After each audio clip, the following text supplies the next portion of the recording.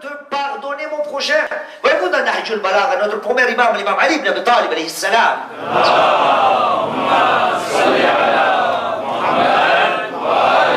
Et d'ailleurs, soit dit entre parenthèses, c'est la journée de sa naissance aujourd'hui, le 13 du mois béni de Rajab. Et donc, notre premier imam nous dit Akbaru wizrin yawm al-qiyamah adam qubul al-udhr.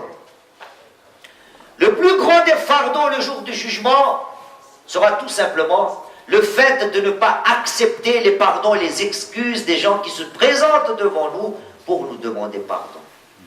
Akbaru wizrin. C'est le plus grand des fardeaux.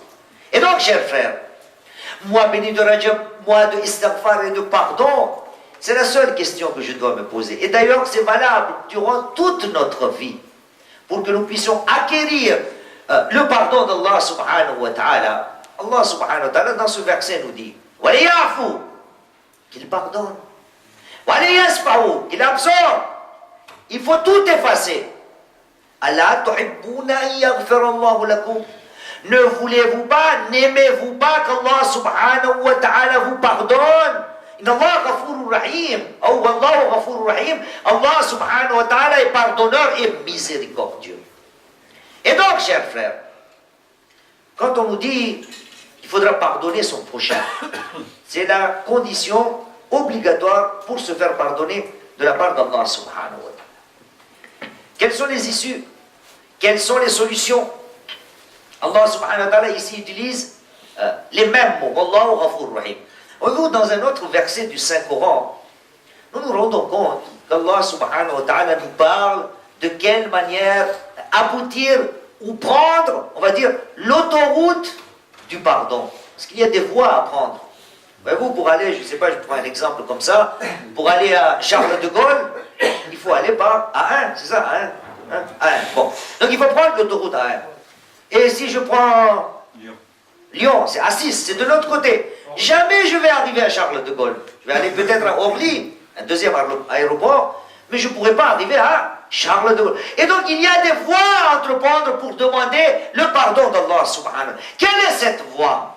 Voyez-vous, Allah subhanahu wa ta'ala dans Surat Al-Imran, c'est le chapitre 3 du Saint-Coran, verset 31. Il nous dit tout simplement, il dit Bismillahirrahmanirrahim.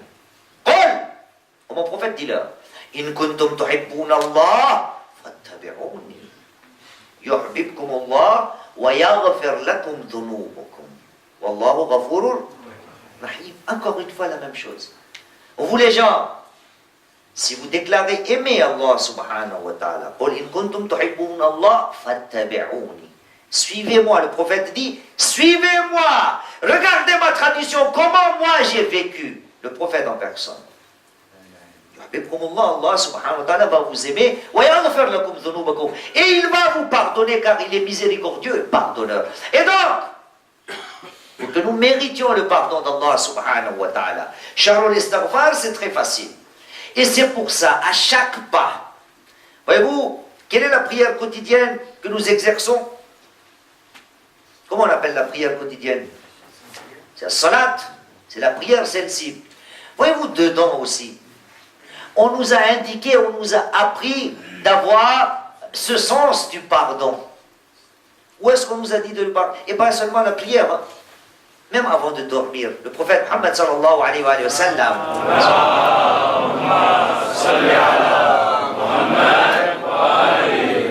a appris à sa fille en disant, oh ma fille, ne dors jamais la nuit tant que tu n'aurais récité ces quelques phrases.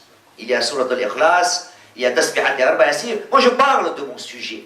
Le prophète a appris à sa fille en disant, ya Fatima, avant de dormir, chaque fois, demande pardon pour les croyants et les croyantes. Et à se dire, il nous a appris, Allahumma ghfir lil mu'minina wal mu'minat wal muslimina wal muslimat al-ahya minhum wal amwat tabi' baynana wa baynahum bil khayrat innaka mujibud da'awat innaka ala kulli shay'in qadir. C'est un dua qui est connu de tous. Alhamdulillah, quelqu'un parmi vous m'a demandé, et donc je vous ai déjà donné la référence. Savez-vous où est-ce que se trouve ce dua-là? Déjà dans Salatul Janaza, Salatul Mayyit. Nous devons lire cela. Mais où est-ce qu'il se trouve?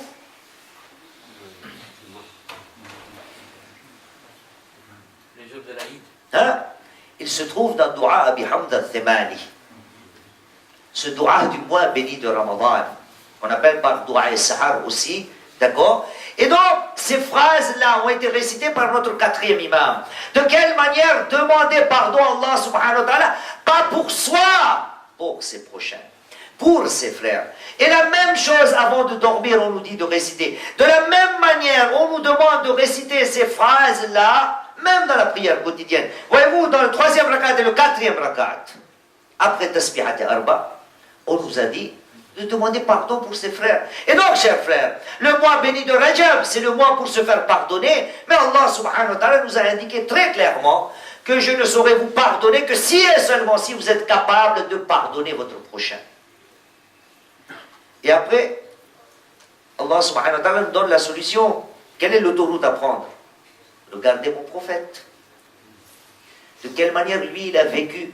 Combien d'histoires nous avons dans la vie de notre saint prophète? De quelle manière il pardonnait les gens? Jusqu'au point où même s'il a subi une grande perte, même pendant ce temps-là, le prophète ne demande que miséricorde, que bienveillance vis-à-vis de ces gens-là qui étaient supposés être les ennemis du prophète. Moi je ne vous parle pas des ennemis, je vous parle de nous qui sommes tous frères. Ne serais-je pas capable de pardonner mon prochain, mon frère? Et donc, demander tout le temps le bien et le pardon de mon frère. Voyez-vous cette anecdote qui est connue de tout le monde. Nous savons très bien, dès l'enfance, au madrasa, on nous apprend cela, ô combien notre prophète, lui aussi, a été miséricordieux. Et donc, on nous situe, on nous rappelle en disant qu'il y avait une dame qui, tous les matins, jetait des ordures sur la voie ou la route, là où le prophète passait, des ordures remplies d'épines. Le prophète se blessait tout le temps. Et ce manège continuait pendant des jours et des jours, des mois et des mois. Et un de ces jours, le prophète a vu qu'aujourd'hui, ces ordures ne sont pas là. Et donc, quand il a demandé, on lui a dit que cette dame est malade. Le prophète est allé à sa rencontre. Et la dame était surprise en disant, « Ya Muhammad, tu as choisi ce moment-là pour te venger. Comment je suis tombé malade ?» Eh bien, le prophète lui a dit, « Chère dame, je ne suis pas venu me venger, je suis venu te rendre visite. » Et voyez-vous, de quelle manière le prophète pardonnait. Il n'y a pas que le prophète. Tous les successeurs du prophète, nos imams, alayhimus salam, pas seulement eux, même leurs disciples étaient capables de pardonner. On va parler aujourd'hui, par exemple, comme c'est la naissance de notre premier imam, l'imam Ali ibn Abi Talib, alayhi salam.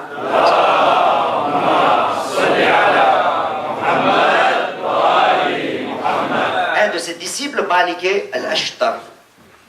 On a dû parler, là aussi ce sont des anecdotes qui sont reconnues et entendues à maintes et maintes reprises. Qui ne sait pas cette anecdote-là qu'à Koufa, Malik al-Ashtar était le commandant en chef de notre premier imam. Et l'histoire me relate qu'un de ces jours, quelqu'un comme moi, qui ne connaissait pas Malik al-Ashtar, a parlé n'importe comment à Malik al-Ashtar. Les gens ont entendu, Malik est passé, et les gens sont venus voir, lui disant, mais tu connais à qui tu as parlé de cette manière-là? Et non, je ne connais pas. Il s'agissait de Malik al-Ashtar, le compagnon du premier imam. Quand il s'est rendu compte que j'ai fait une grosse erreur, il est parti à la recherche de Malik al-Ashtar. Il a suivi Malik al-Ashtar. Et de là, on lui a dit que Malik est rentré dans une des mosquées. Et donc, il attendait que Malik finisse sa prière.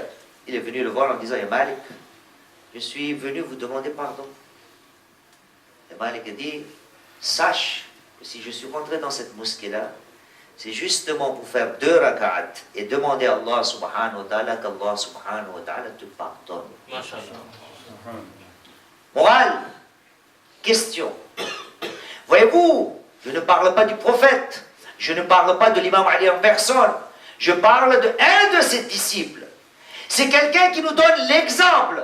La personne en face n'a même pas demandé pardon, ne s'est même pas excusé. Sans demande de pardon, sans excuse, Malik al-Ashtar nous donne l'exemple que sans que les gens viennent te voir, chez toi, à la maison, tu dois être capable de pardonner tes prochains. Sans que les gens viennent te voir. Voyez-vous, des fois, je vois dans la vie, on dit, mais allez, réconciliez-vous. C'est pas la peine de continuer cette querelle, tout ce méli-mélo. Il n'y a pas besoin de tout cela. Et lui, hop, j'attends qu'il vienne me demander pardon. J'attends qu'il vienne me demander pardon. Allah subhanahu wa ta'ala nous dit, moi j'attends que tu viennes me demander pardon, mais attention, si tu n'es pas capable de pardonner ton prochain, eh bien n'espère pas que moi je vais te pardonner. Sallu ala Muhammad wa ala Muhammad.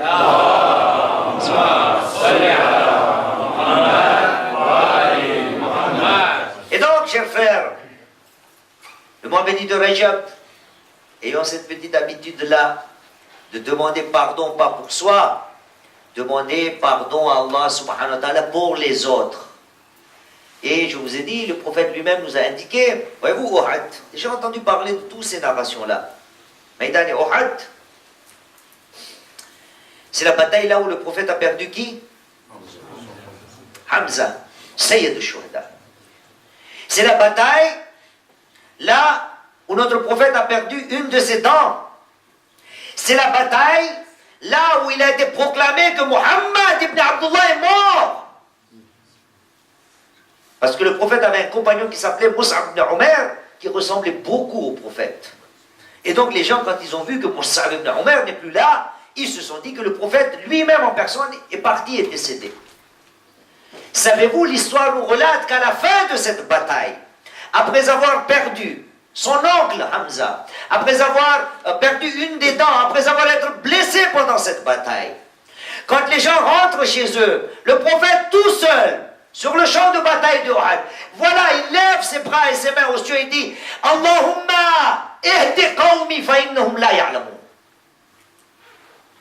Le prophète, après avoir subi tant de problèmes, il est encore capable de demander la guidance, la miséricorde pour sa communauté. Et donc, chers frères, moi chez moi, à chaque fois, dans mes doigts, c'est très facile de demander, oh mon Dieu, donne-moi la santé. C'est très facile de demander, oh mon Dieu, donne-moi une plus ample subsistance. Oh mon Dieu, donne-moi de iman, donne-moi, ou donne-nous.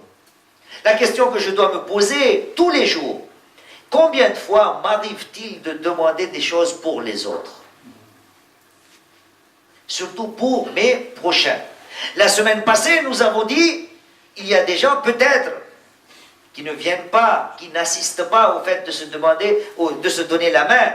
Et vous vous souvenez, j'espère, de quelle manière je vous ai présenté la chose, en disant tout simplement, celui qui se dit que moi je n'ai pas besoin de demander pardon, qu'il se dise une autre chose, en disant qu'il y a d'autres personnes qui ont besoin de se faire pardonner. Eh bien, si moi-même je me sens pas propre, pur, plus ou moins infaillible, plus besoin de demander pardon à Allah subhanahu wa ta'ala, que je fasse le pas, assister à cette petite cérémonie, participer à cette petite cérémonie, pour que je donne l'occasion à mes autres frères de se faire pardonner. Et donc il en est de même pour le istighfar. Allah subhanahu wa ta'ala dit « La tuhibbuna yaghfirallahu lakum » N'aimez-vous pas qu'Allah subhanahu wa ta'ala vous pardonne? Eh bien il est de votre devoir de penser à chaque instant et de demander pardon pour vos frères. هذا والحمد لله رب العالمين ربنا تقبل منا إنك أنت السميع العليم بسم الله الرحمن الرحيم والعصر إن الإنسان لفي خسر إلا الذين آمنوا وعملوا الصالحات وتواصوا بالحق وتواصوا بالصبر. ولم يولد ولم يكن له كفوا أحد.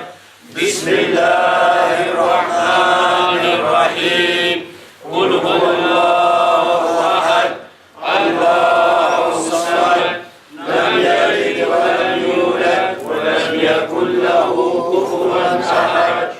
بسم الله الرحمن الرحيم قل هو الله أحد الله الصمد لم يلد ولم يولد ولم يكن له كفوا أحد.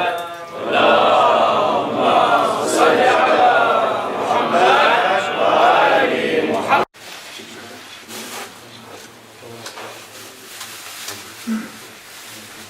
يا إلهي سيدنا مولانا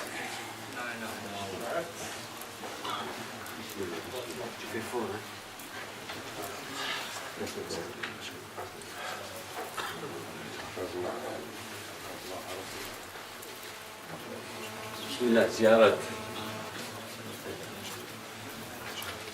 يا فاطمة الزهراء السلام عليك أيها الحسن المجتبى السلام عليك يا حسين أيها الشهيد بكربلاء السلام عليك أيها المهذب الخائف السلام عليك أيها الولي الناصح السلام عليك يا سفينة النجاة السلام عليك يا عين الحياة السلام عليك صلى الله عليك وعلى آل بيتك الطيبين الطاهرين السلام عليك عجل الله لك ما وعدك من النصر وظهور الأمر أتقرب إلى الله تعالى بك وبآل بيتك وأنتظر ظهورك وظهور الحق على يديك وأسأل الله أن يصلي على محمد وآل محمد وأن يجعلني من المنتظرين لك والتابعين والناصرين لك على أعدائك والمستشهدين بين يديك في جملة أوليائك يا مولاي يا صاحب الزمان يا مولاي يا صاحب الزمان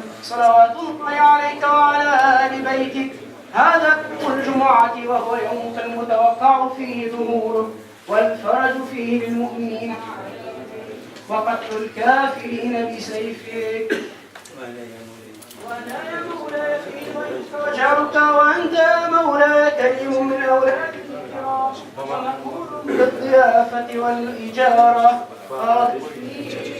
أجرني خالفنا وأجرنا صلوات الله عليك وعلى أهل بيتك الطاهرين